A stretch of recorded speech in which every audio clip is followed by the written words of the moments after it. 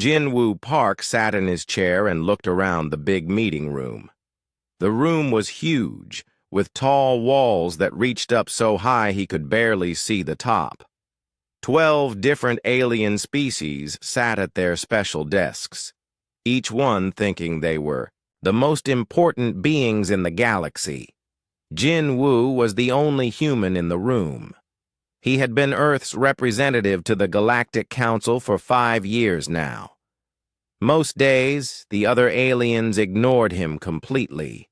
They treated humans like children, who were too young to understand grown-up things. The Althari High Chancellor stood up at the front of the room. She was tall and thin, with blue skin that looked like it was made of metal. Her voice was cold when she spoke. "Today we discuss a serious problem," the Chancellor said. "The species called humans have become dangerous to our peaceful galaxy." Jin-Woo raised an eyebrow but said nothing.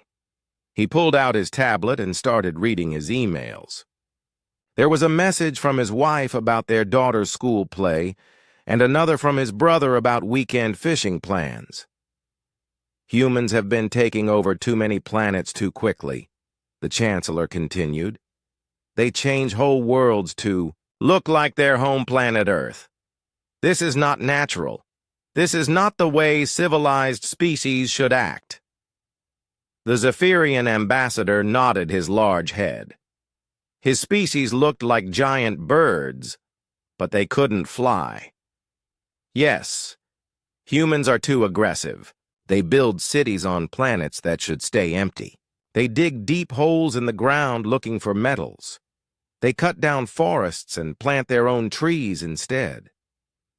Jin-Woo finished reading an email about new farming equipment for Mars. He looked up at the bird-like alien and smiled politely.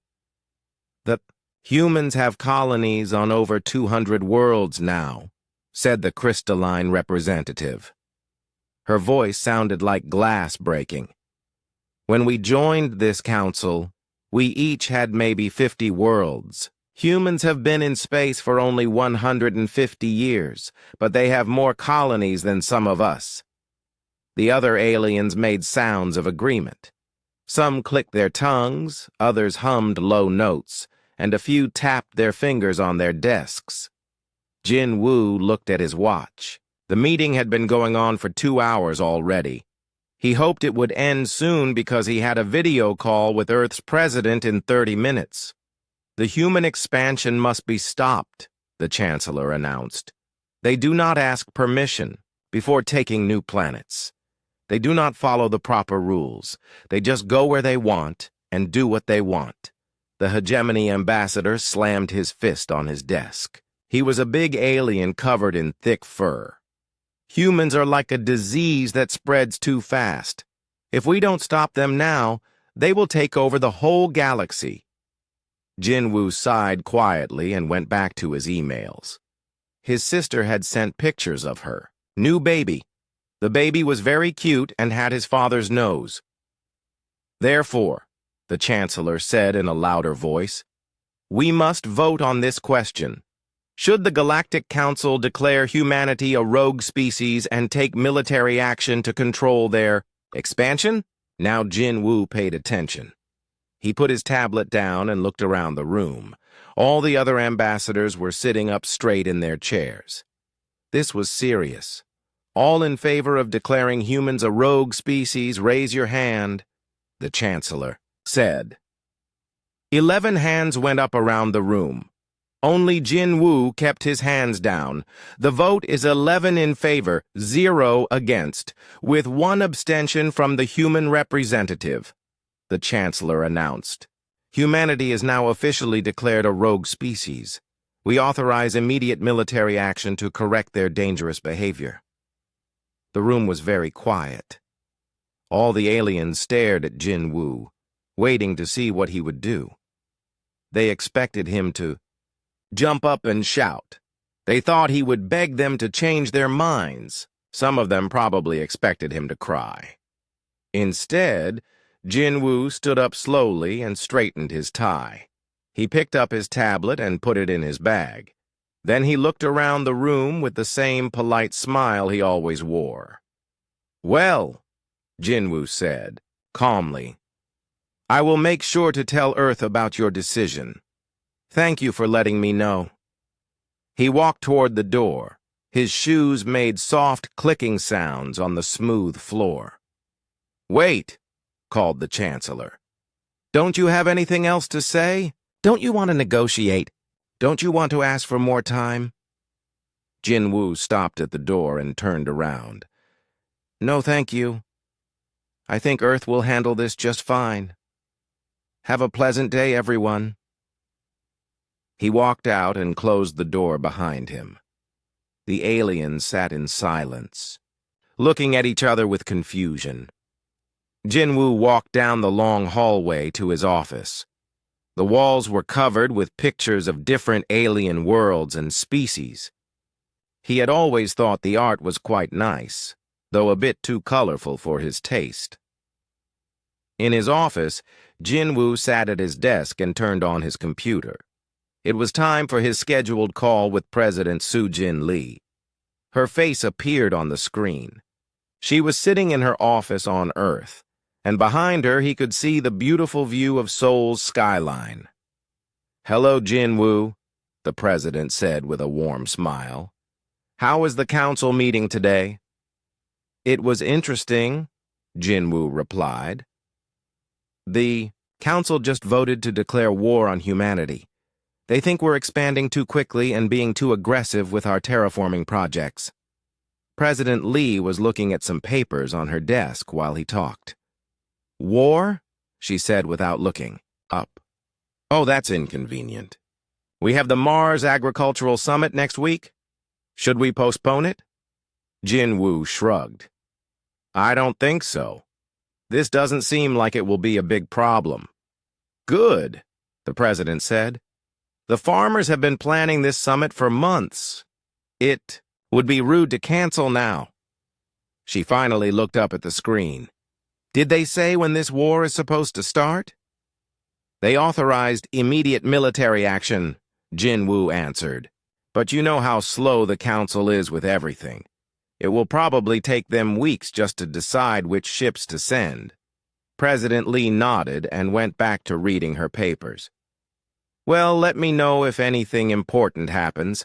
I have to review these new terraforming reports. The team on Kepler 442b found some very interesting soil samples." "Of course, Madam President. I'll keep you updated." After the call ended, Jinwoo leaned back in his chair and looked out his window.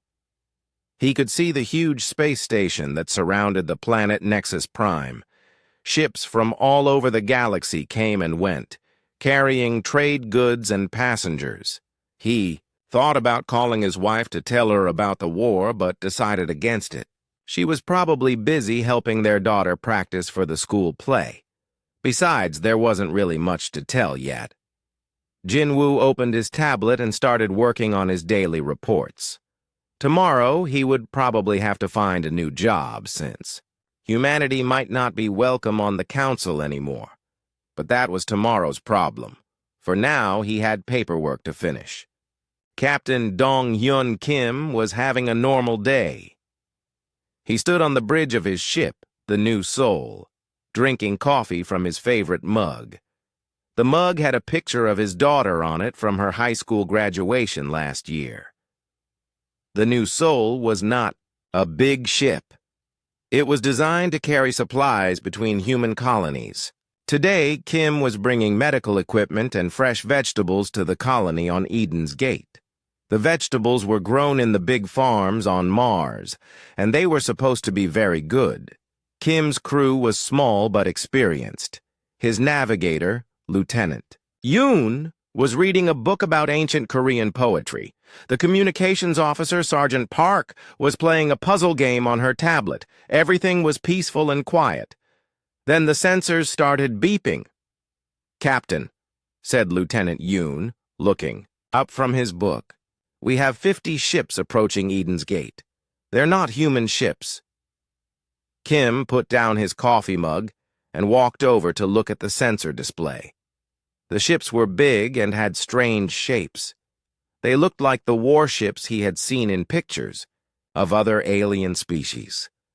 "Are they responding to our greeting signals?" Kim asked. "No, sir," replied Sergeant Park. "But they're sending a message to the colony. It sounds like they want everyone to surrender."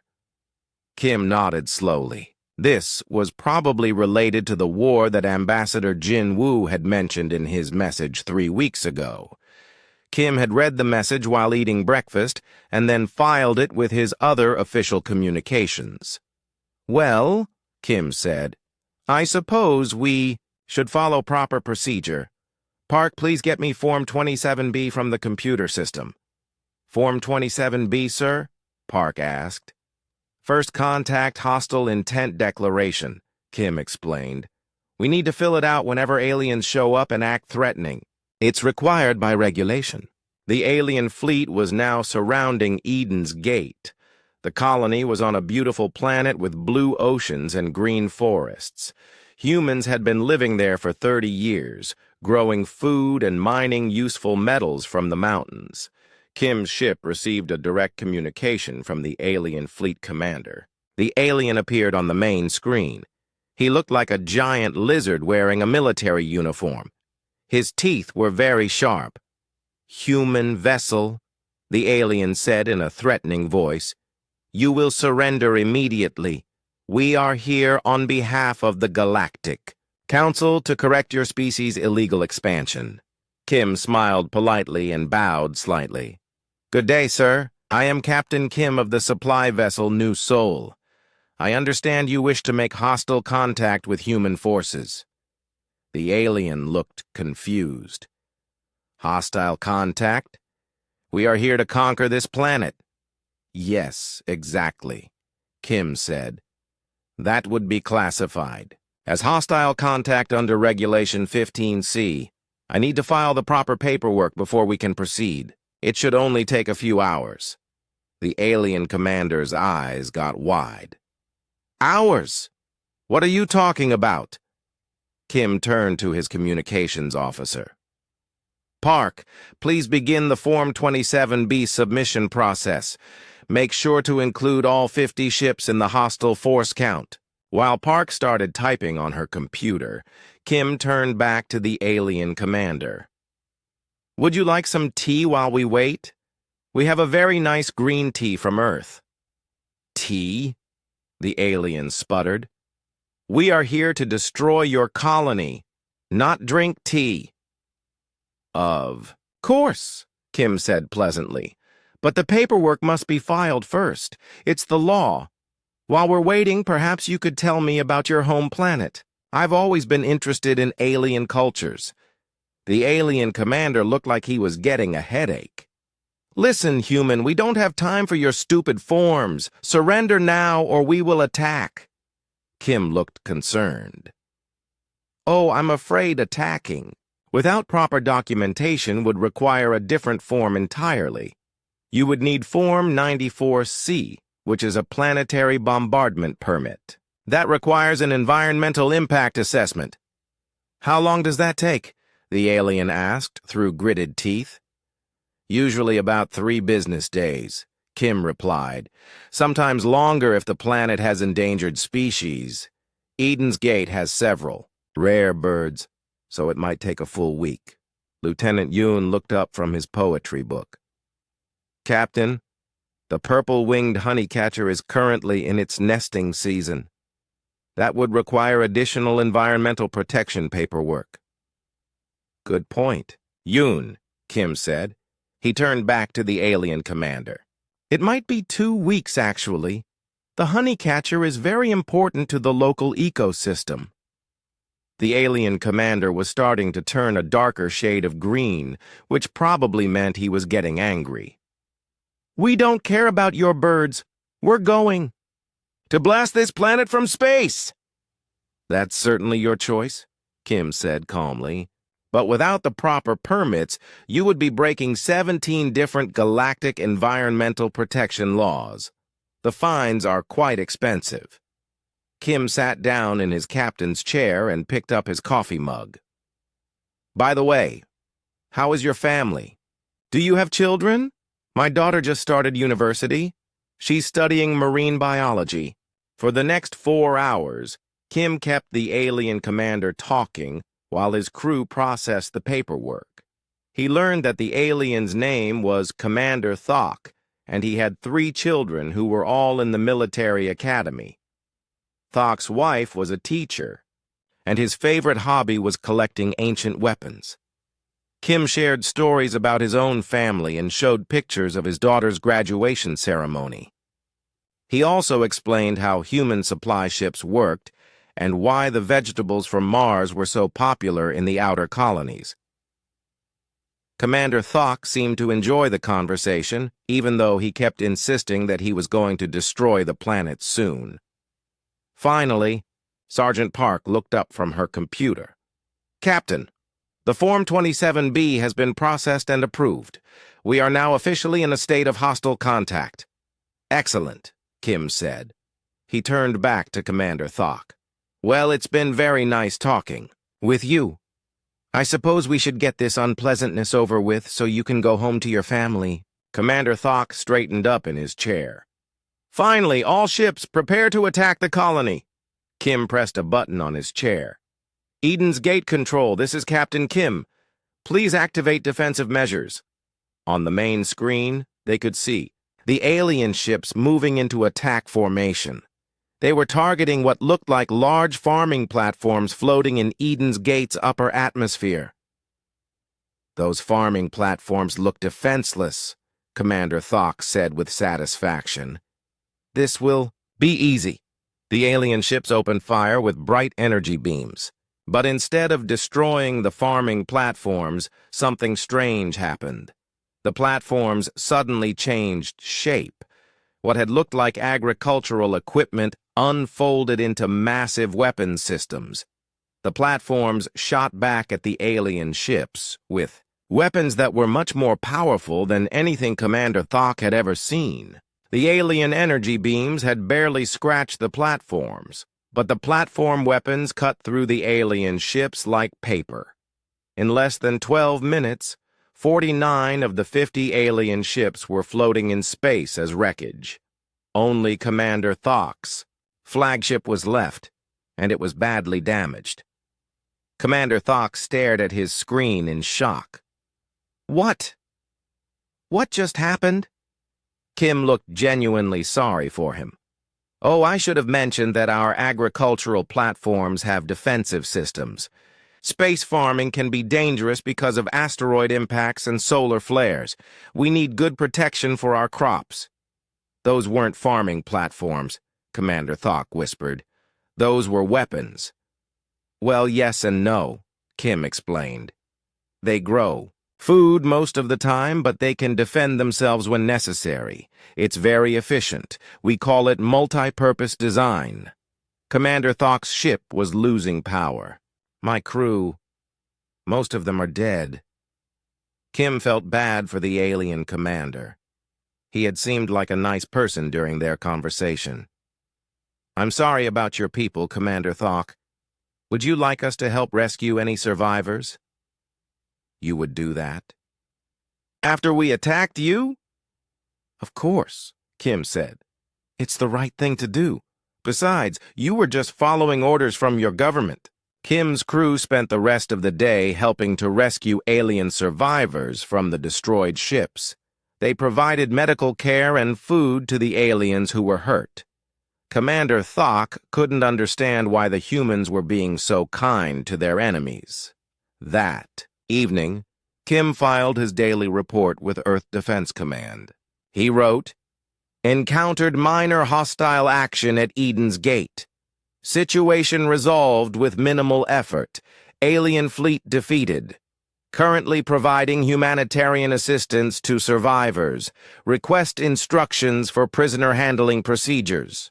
He sent the report and then went to his quarters to video call his daughter.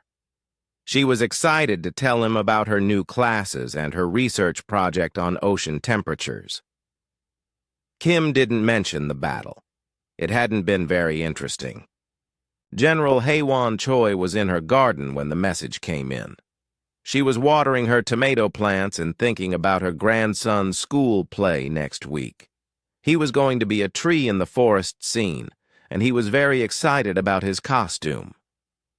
Her aide, Colonel Min, came running out to the garden with a tablet in his hands. He looked worried and out of breath. "General," he said, "we just received intelligence from our deep space sensors. The Galactic Council is sending a massive fleet toward Earth.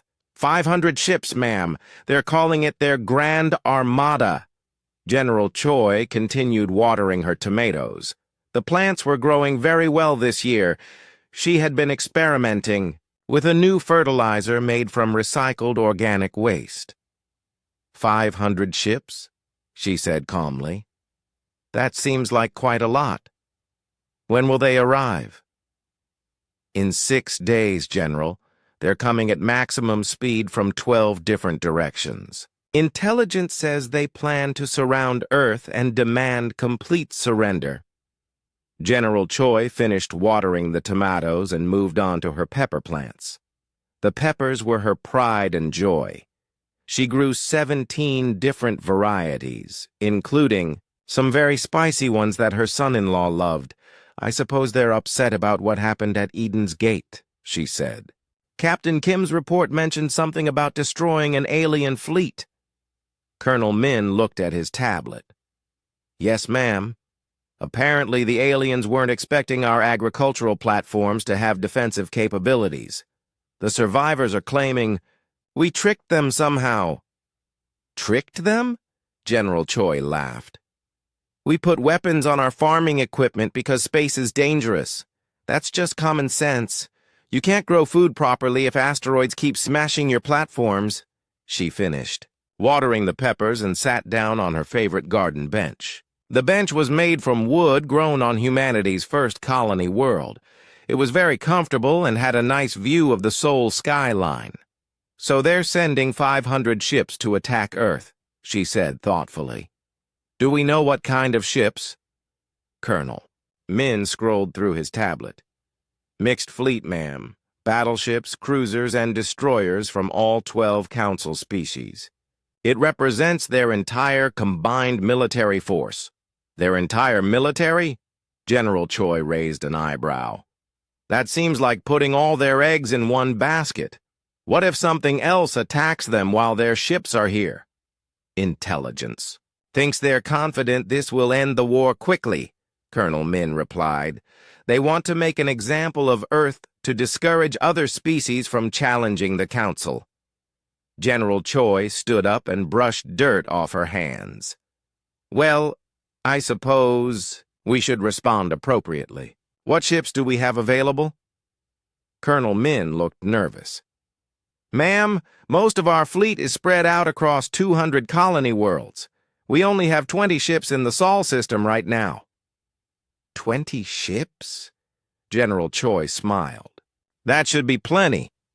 Are they combat ready?" "Yes, ma'am, but—" "General, they're sending 500 ships. 20 against 500 seems—" General Choi patted Colonel Min on the shoulder. "Don't worry, Colonel. Those 20 ships are from our museum fleet. We keep them around Earth for training new pilots and giving tours to school children. They should be more than adequate for this situation." Colonel Min looked confused. "Museum ships, ma'am?" "Oh, yes," General Choi said as they walked back toward the house. "They're about 50 years old. We don't use them for serious operations anymore because they're too slow and the weapons are outdated. But they still work fine for basic combat." She stopped to pick a few ripe tomatoes for her grandson. He loved tomatoes and always asked her to bring some when she visited. "Should I alert the other fleets, General?" Colonel Min asked. "The second fleet is only 3 days away. The fourth fleet could be here in a week." "No need," General Choi replied. "This doesn't seem like it will require our main military assets. Besides, the second fleet is busy with the Andromeda expansion project. It would be rude to interrupt their work." 6 days later, General Choi stood in the command center of Earth Defense Command. Through the big windows, she could see the lights of the city below. People were going about their normal lives, going to work and school and shopping for groceries. The news media had mentioned the approaching alien fleet, but most people weren't very worried about it. The government had assured everyone that the situation was under control. "General," said Lieutenant Commander Park from the sensor station, "the alien fleet has arrived. 500 ships in attack formation, surrounding the entire planet." "Are our ships in position?" General Choi asked. "Yes, ma'am. 20 ships ready for engagement. Captain Lee is commanding from the Soul's Pride." General Choi opened a communication channel to Captain Lee. His face appeared on the main screen. Behind him, she could see the bridge of his ship, which looked exactly like the museum ships from her childhood. "Captain Lee," she said, "you may engage when ready. Please try to keep the debris field to a minimum.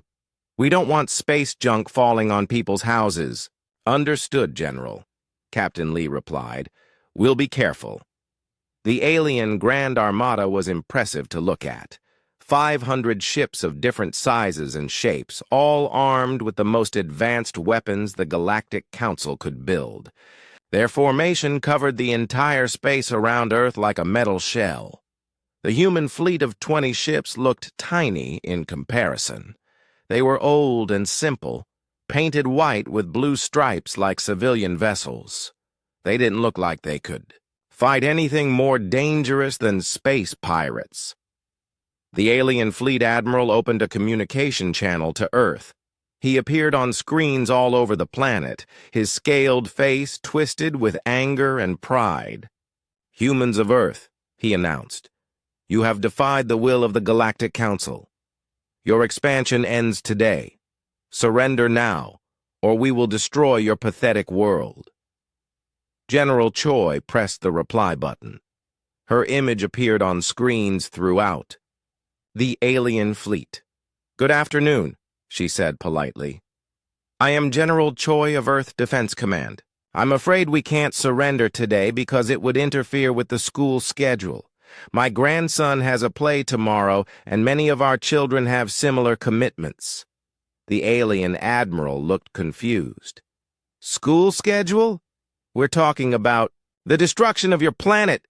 "Yes, I understand," General Choi replied. "But education is very important. We can't disrupt the children's activities just because you're having a bad day." The alien admiral turned purple with rage. "Bad day? You destroyed 50 of our ships. You humiliated the council. This is war." General Choi looked concerned. "Oh dear, I hope you're not too upset about those ships. Captain Kim sent a very nice apology letter to your government. He even included pictures of the memorial service we held for your casualties." "Memorial service?" the admiral sputtered. "Of course. Just because we were fighting doesn't mean we can't respect your dead. We planted trees in their honor, very nice trees from Earth. They should grow well in the council space." The alien admiral was so angry he could barely speak. "Enough! All ships, attack! Destroy the human fleet!" The battle began immediately. 500 alien ships opened fire at the same time, filling space with energy beams and missiles. It looked like a light show, with colors flashing everywhere. The 20 human ships moved smoothly through the chaos, dodging attacks that seemed impossible to avoid. Their weapons were different from anything the aliens had seen before. Instead of energy beams, they fired some kind of projectiles that cut through alien hulls like knives through paper. The alien ships were tough and well-armed, but they moved slowly and their weapons took time to recharge.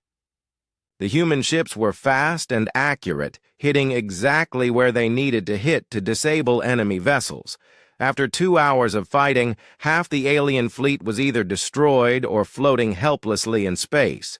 The human ships had not lost a single vessel. They moved through the battle like dancers, working together perfectly. The alien admiral watched in horror as his Grand Armada fell apart around him. "This is impossible!" he screamed. "You only have 20 ships! We have 500! Captain Lee's voice came over the communication system. "Quality over quantity, Admiral. Our ships may be old, but they're built by humans who understand space. Combat." "Old?" the Admiral gasped. "These are your oldest ships?" General Choi's voice joined the conversation. "Oh yes, those ships are from our museum fleet. We use them to teach young pilots the basics of space fighting. They're quite reliable, though not very fast by modern standards." The alien admiral's ship was one of the last ones still fighting. His weapons were almost out of power, and his engines were damaged. "If these are your old ships, what do your new ships look like?"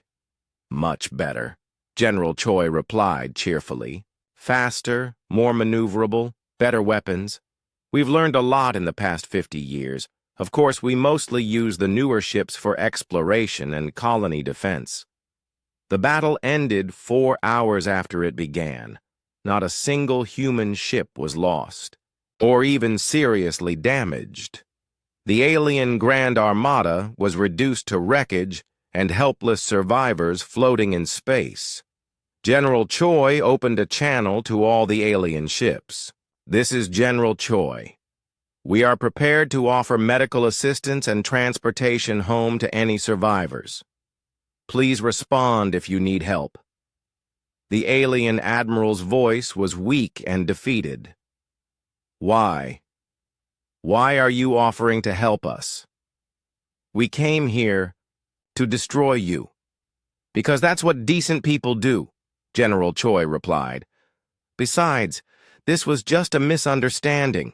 Dr. Taemin Yoon was studying moss when the aliens called.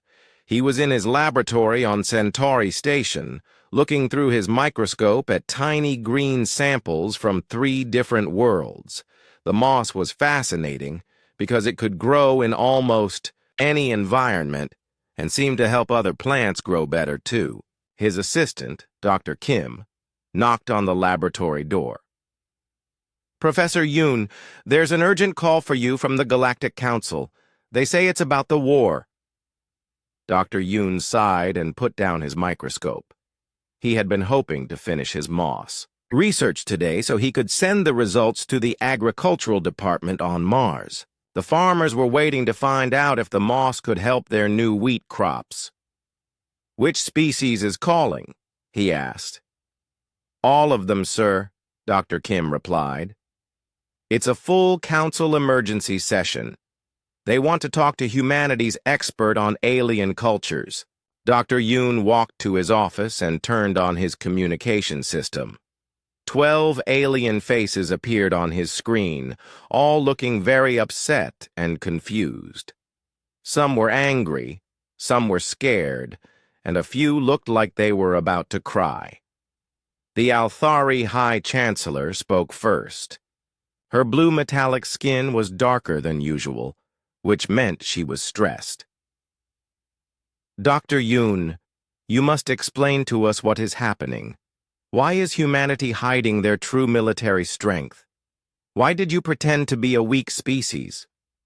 Dr. Yoon sat down in his comfortable chair and looked at the screen with mild interest. "I'm sorry, but I don't understand your question. What do you mean by hiding our strength?" The Zephyrian ambassador flapped his wing arms angrily. "2 of our fleets have been completely destroyed. Your people defeated 50 ships at Eden's Gate, and 500 ships at Earth. How is this possible if humans are supposed to be a young, primitive species?" "Oh, that, Doctor," Yoon said. "I don't think anyone was hiding anything. You just never asked about our military capabilities." The crystalline representative made a sound like breaking glass. "Never asked? We assumed you were weak because you're new to space travel." "Doctor." Yoon picked up a cup of tea from his desk and took a sip. It was jasmine tea, his favorite kind for thinking clearly. "That's an interesting assumption. May I ask why you thought being new to space would make us weak?" The council members looked at each other with confusion. Finally, the hegemony ambassador, a large furry being, spoke up. Young species are always weak. It takes thousands of years to develop proper space technology and military power. This is how it has always been. Always been? Dr. Yoon raised an eyebrow. You mean for your species this was true? But different species develop in different ways. Humans have always been very good at solving problems quickly. The Chancellor leaned forward on her chair. But you've only been in space for 150 years. When my people had been in space for that long, we could barely travel between nearby star systems. Dr. Yoon nodded politely. Yes, I've read about your early space development. Very careful and methodical. You spent centuries making sure each step was perfect before moving to the next one. That's a wise approach for your species. Then how did you develop so fast? Demanded the crystalline representative. Dr. Yoon thought about how to explain this simply. Well, humans tend to learn from necessity. When we first went to other planets, they were dangerous places. Wild animals, extreme weather, toxic atmospheres, asteroid impacts. We had to build things that could survive in hostile conditions. He pulled up some pictures on his computer and shared them with the council. For example, this is one of our early mining machines from a colony world. It looks like construction equipment, but we had to add weapons to fight off the local predators. They were very large and very hungry. The aliens stared at the picture. The machine looked like a peaceful construction vehicle, but it was covered with weapon systems and armor plating. You put weapons on mining equipment? Asked the Chancellor. Of course, Dr. Yoon replied. How else would the miners protect themselves? The predators on that world were the size of your ships, and they attacked anything that made noise. He showed them another picture. This is a cargo transport from our early colony days. It looks like a simple freight ship, but we had to armor it heavily because space pirates kept attacking our supply convoys. The hegemony ambassador studied the image. That cargo ship has enough weapons to destroy a battle cruiser. Yes, probably, Dr. Yoon agreed. Pirates can be quite aggressive. We learned to build our civilian ships strong enough to fight back. It was cheaper than hiring military escorts for every cargo run.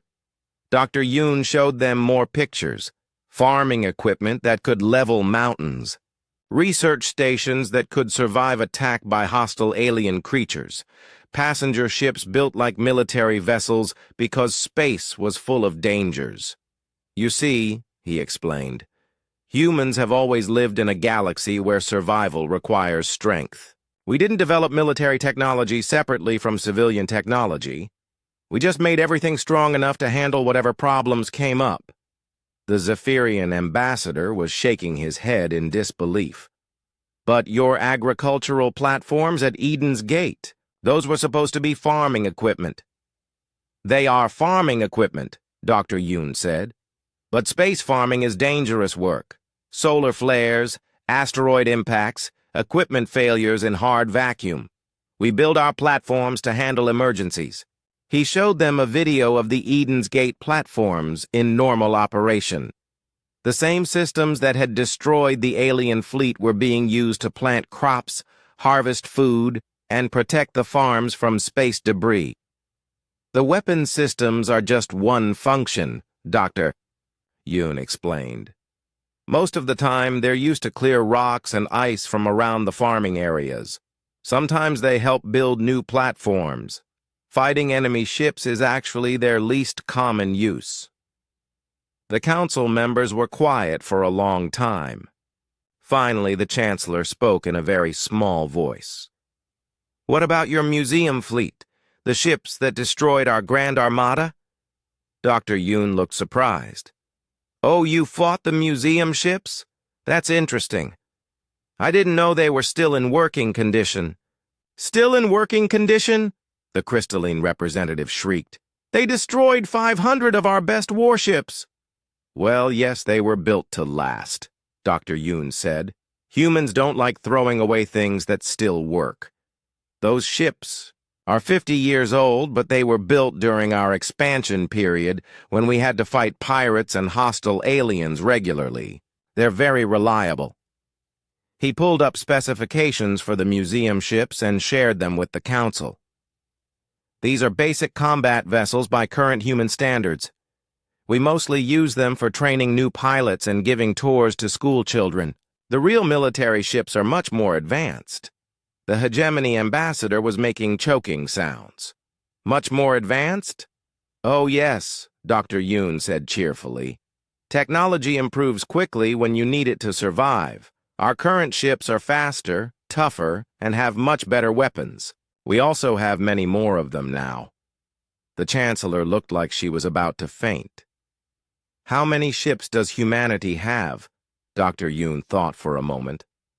"I'm not sure of the exact number. I'm not a military person. But last year's budget reports mentioned something about 17 active fleets, or maybe 19 now. We've been building new ships for the colony expansion projects." 17 fleets? Gasped the Zephyrian ambassador. "At least," Dr. Yoon confirmed. "Each fleet has hundreds of ships. We need them to protect our colonies and cargo routes. Space is a big place, and there are always problems that need solving." The council members sat in stunned silence. Dr. Yoon could see that they were trying to understand how badly they had misjudged humanity's strength. "Dr. Yoon," the Chancellor said finally, "why didn't you ever tell us about your true capabilities? Why did you let us think you were weak, Doctor?" Yoon looked genuinely puzzled. "But you never asked. In all the years I've been studying your cultures, none of you ever showed any interest in human technology or military capability. You always seemed to assume we were inferior just because we were newer to space travel." "We thought that was obvious," the hegemony ambassador said weakly. "Nothing is obvious when dealing with different species," Dr. Yoon replied. "That's the first rule of xenosociology. Every species develops differently. You can't assume that your experience applies to others." He stood up and walked over to his window. Outside, he could see human ships coming and going from the space station. Cargo vessels, passenger transports, research ships, and patrol craft, all of them built to handle the dangers of space. "The problem," Dr. Yoon continued, "is that the Council has been stable for so long that you forgot how to deal with rapid change. Your species have been spacefaring for thousands of years, and you've developed slowly and carefully. But humans had to develop quickly, because we needed to survive in a hostile environment." He turned back to the screen. "We're not hiding our strength. We're just using the tools we need to do our jobs. If you had asked, we would have explained everything. We've always been willing to share information with the Council." The aliens looked at each other with expressions of horror and embarrassment. They were beginning to realize that they had started a war with a species that was much stronger than they had imagined, and that the whole conflict was based on a misunderstanding. Dr. Yoon sat back down at his desk. "Is there anything else you'd like to know about human capabilities? I'm happy to answer questions, but I do have some moss samples that need attention B." Admiral Bo-Ra Kang was debugging navigation software when the priority message arrived. She was sitting in her office on Luna Station, working on code that would help civilian transport ships find better routes through asteroid fields. The software was almost finished, and she hoped to test it over the weekend. Her aide, Commander Lee, knocked on her door and entered with a worried expression. "Admiral, we just received an emergency communication from Earth Defense Command. The Galactic Council is mobilizing their entire combined military force against humanity. Admiral Kang saved her work and turned around in her chair. Their entire military? That seems excessive. How many ships are we talking about? Commander Lee consulted his tablet. 5,000 ships, ma'am. Every warship from all 12 Council species. Intelligence reports they're calling it their final solution fleet. They plan to end the war by completely destroying human space capabilities. Admiral Kang sighed and looked out her window at the bustling Luna shipyards. Hundreds of human vessels were docked there for maintenance and upgrades. Most of them were civilian ships, but even the cargo haulers were built tough enough to handle serious problems. 5,000 ships, she mused. They really are taking this personally, aren't they? When will they arrive? 10 days, Admiral. They're gathering at the edge of human space before making their final assault. They want to coordinate the attack perfectly. Admiral Kang stood up and walked to her coffee machine. It was an old machine that her father had given her when she graduated from the Naval Academy. The coffee it made was strong and bitter, just the way she liked it. "I suppose we should respond appropriately," she said while pouring coffee into her favorite mug. "What forces do we have available?" Commander Lee looked uncomfortable. "Ma'am, most of our fleets are spread across the colonies on various missions. The First Fleet is exploring new systems near Andromeda. The Third Fleet is protecting the mining operations in the Centauri sector. The Fourth Fleet is—" "How many fleets can we pull together quickly?" Admiral Kang interrupted. "The Second Fleet is available, ma'am. 200 ships under Admiral Park. They were conducting training exercises in the outer system." Admiral Kang nodded and sipped her coffee. The Second Fleet was one of their newer formations, equipped with the latest technology and crewed by experienced veterans. 200 ships should be more than adequate for this situation. "Just the Second Fleet?" she asked. "Ma'am, against 5,000 enemy ships, perhaps we should recall more of our forces," Commander Lee suggested nervously. Admiral Kang shook her head. "No need to disrupt everyone else's missions. The Second Fleet can handle this. Besides, Admiral Park has been wanting to test the new weapon systems in actual combat conditions." She sat back down at her desk and opened a secure communication channel to Admiral Park. His face appeared on her screen. Behind him, she could see the bridge of his flagship, the New Busan. "Admiral Park," she said, "we have a situation developing. The Galactic Council is sending 5,000 ships to attack human space. I'm authorizing you to intercept and neutralize this threat." Admiral Park raised an eyebrow. 5,000 ships? That's their entire military, isn't it? According to intelligence, yes. They're putting everything they have into this one attack. They seem to think it will end the war quickly. Admiral Park smiled. Well, they're right about ending the war. Quickly. Just not the way they expect. Should I take prisoners? Use your best judgment, Admiral Kang replied. But remember, these are professional soldiers following orders from their governments. Try to minimize casualties when possible. Understood, Admiral. We'll handle it. After ending the call, Admiral Kang returned to her navigation software. She had been working on this project for months, and she really wanted to finish it before her vacation next week. Her family was planning to visit the coral reefs on New Hawaii, and she didn't want work distractions during the trip. 10 days. Later, the two fleets met at the edge of human space near a small star system that had no habitable planets. The Galactic Council's final solution fleet was an impressive sight. 5,000 warships from 12 different species, representing thousands of years of military development and the combined industrial capacity of dozens of worlds. The Council ships formed a massive formation that stretched across millions, of kilometers of space. They had battleships the size of small moons, cruisers bristling with weapons, and destroyers fast enough to chase down any fleeing enemy. It was the largest military force ever assembled in the galaxy's recorded history. Facing them were 200 human ships from the Second Fleet. The human vessels looked small and simple compared to the alien armada.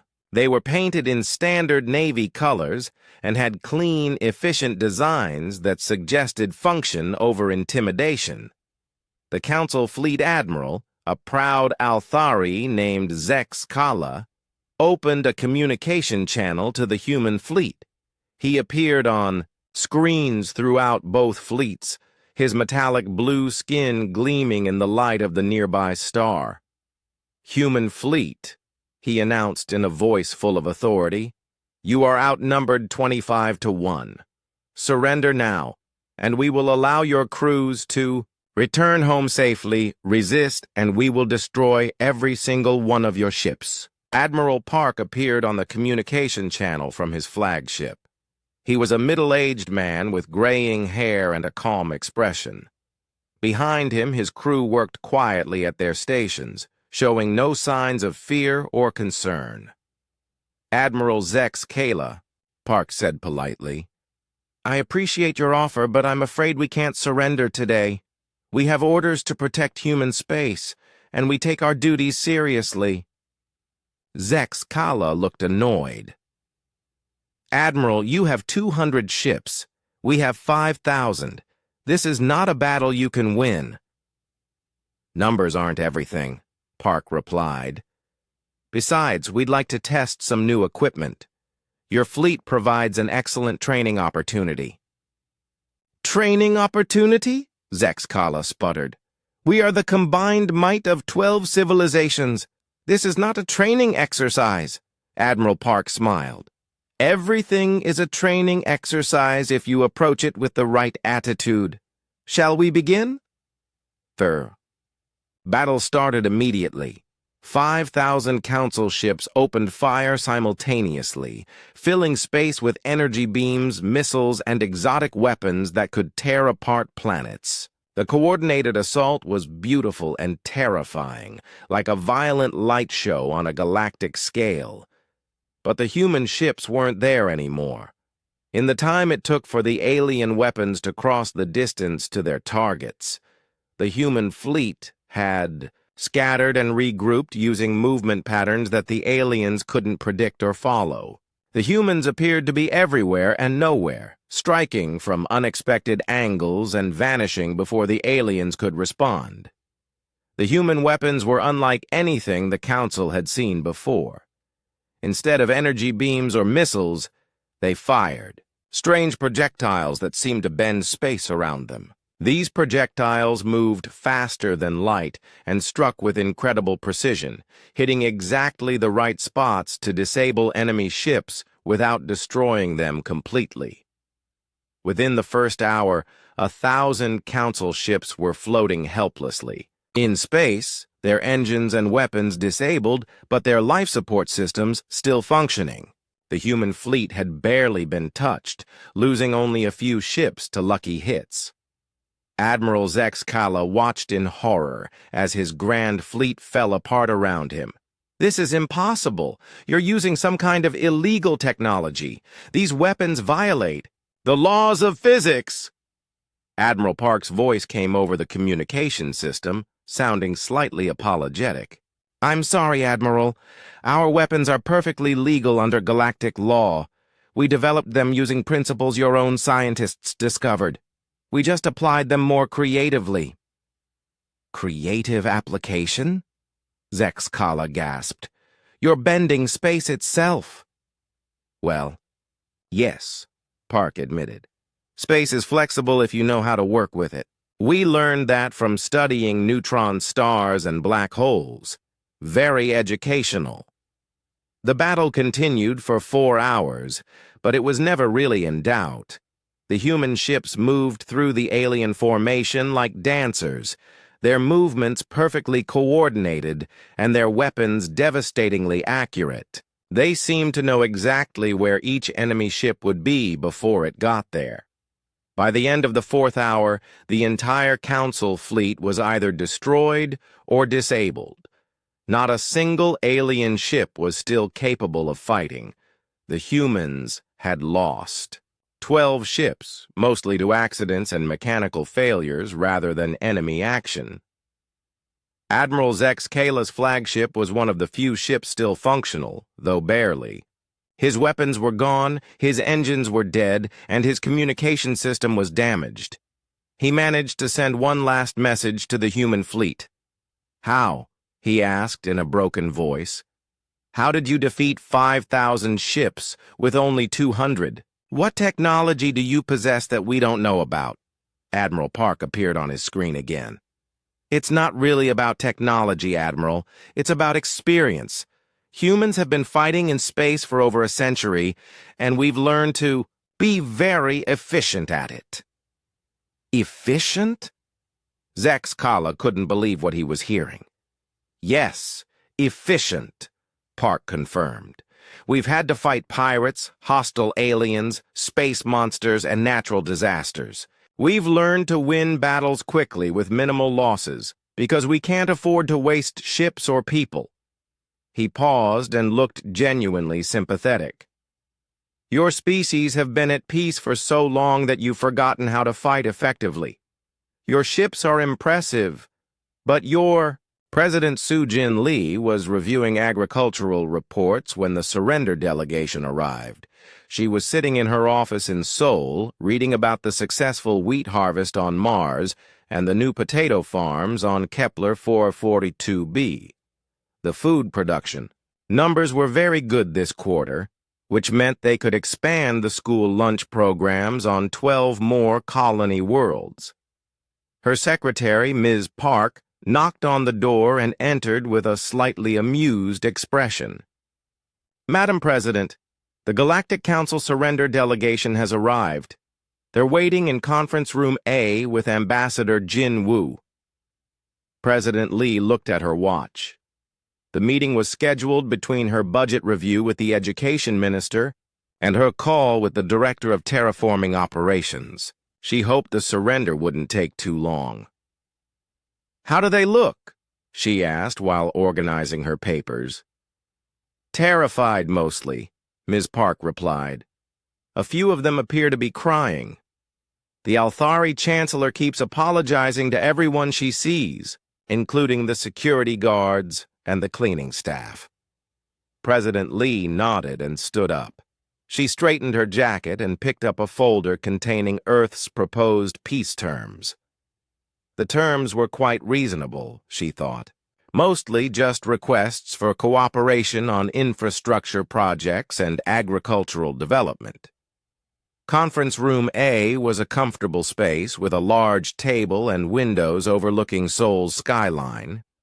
12 alien representatives sat around the table, looking like they expected to be executed at any moment.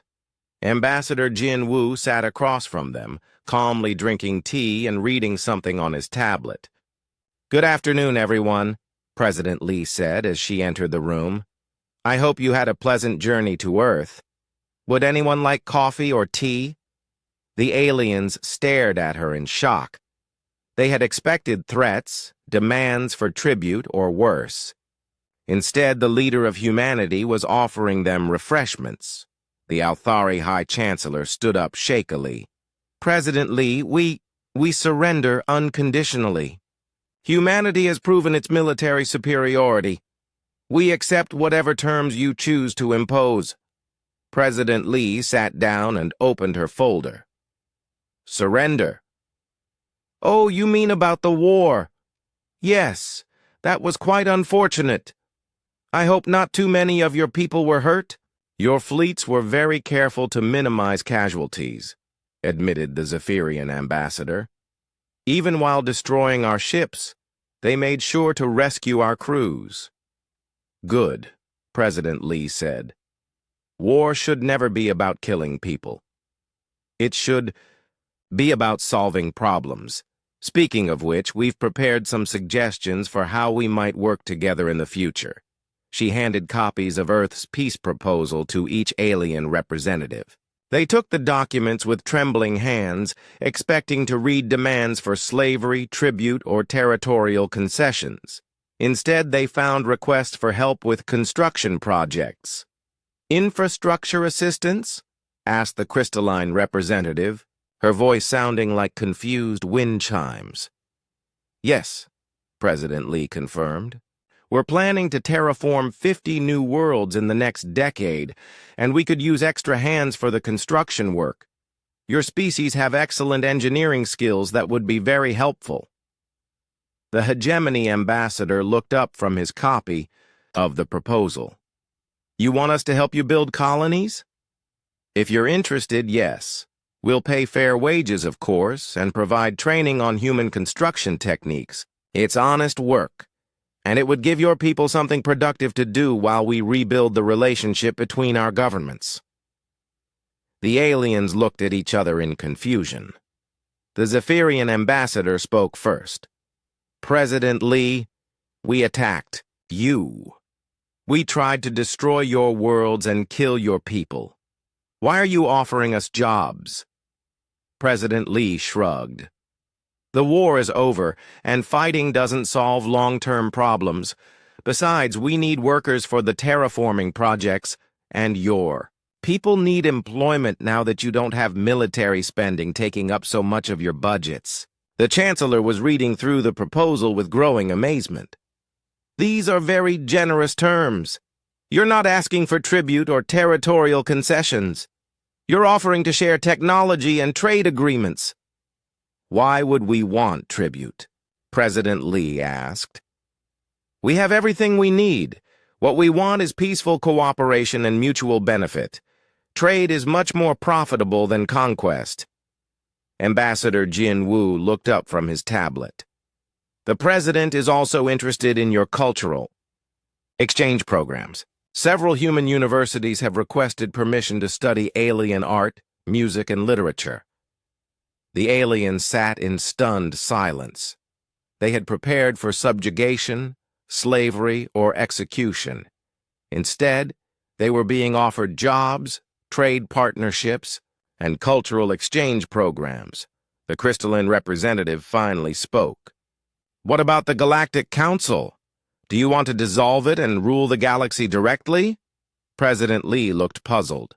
"Rule the galaxy? That sounds like an enormous amount of work. We're quite busy managing our own colonies, thank you. We'd prefer to reform the council and make it more democratic." She pulled out another document. "We've prepared some suggestions for council reforms. Equal representation for all species, regardless of age or size. Transparent decision-making processes. Regular elections for leadership positions. That sort of thing." The hegemony ambassador was shaking his head in disbelief. "You defeated our entire combined military, and now you want to give us equal representation?" "Of course," President Lee replied. "Democracy only works when everyone has a voice. Besides, your species have thousands of years of experience with galactic politics. We can learn a lot from you, and you can learn from our approaches to rapid development." She stood up and walked to the window. Outside, the city of Seoul stretched to the horizon, a mix of ancient temples and modern skyscrapers. Ships flew overhead, carrying goods and passengers to destinations across the galaxy. "The truth is," she continued, "humanity doesn't want to conquer anyone. We want to explore new worlds, build better lives for our people, and learn new things. War is expensive and wasteful. Cooperation is much more productive." The Chancellor was wiping tears from her metallic face. "President Lee, we owe you an enormous debt. We started this war based on fear and ignorance. Your people would have every right to punish us severely."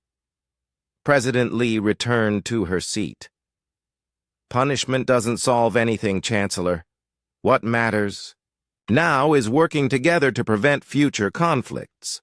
We suggest establishing permanent diplomatic missions, regular cultural exchanges, and joint projects that benefit everyone.